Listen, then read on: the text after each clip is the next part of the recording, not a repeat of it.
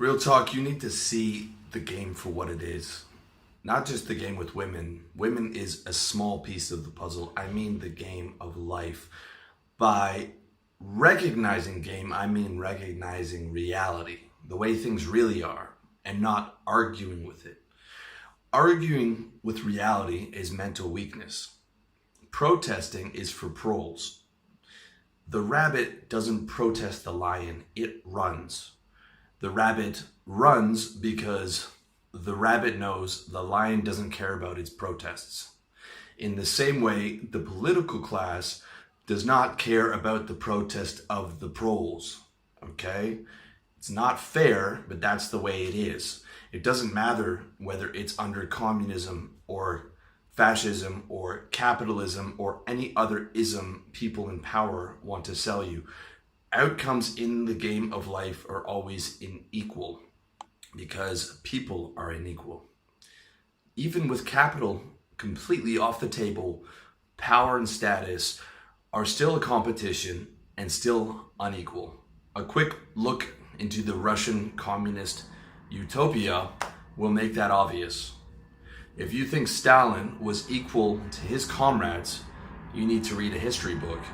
In fact, I suggest you read a lot of history books because reading history will put a bullet in your idealism, and that's a good thing because you need another ism like you need a hole in the head.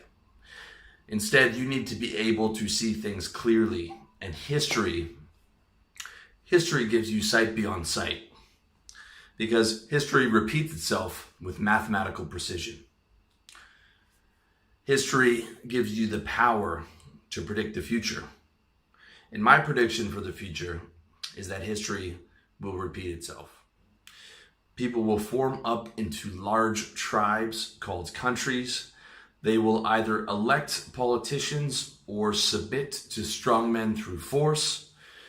Said rulers will wage wars against other countries for territory, resources, and bragging rights.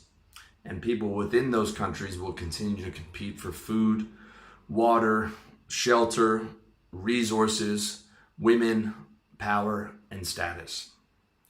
There has never been a time in human history where this wasn't the reality. We can produce all the technological innovation we want, but it's not going to change human nature. You can't change the game because the game is bigger than you. And it's bigger than you'll ever be. And it was being played a long time before you got here, and it will be played a long time after you leave here. A true player recognizes and respects the game for what it is. A true player doesn't waste his precious time attempting to protest human nature. A true player plays the game to the best of his abilities until the casket drops. When you get your mind right, the picture becomes crystal clear. You can read code. You get instant insight into the motivations of people in power. And you can see what it really takes to get and to keep power.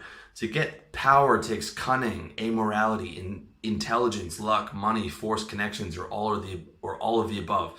To keep power means living on guard 24/7 in fear, stress, and uncertainty. Okay? These are the traits of people that get and keep power. But just because you understand that does not mean you have to choose that path. You get to choose your own path because there's many paths in the game of life.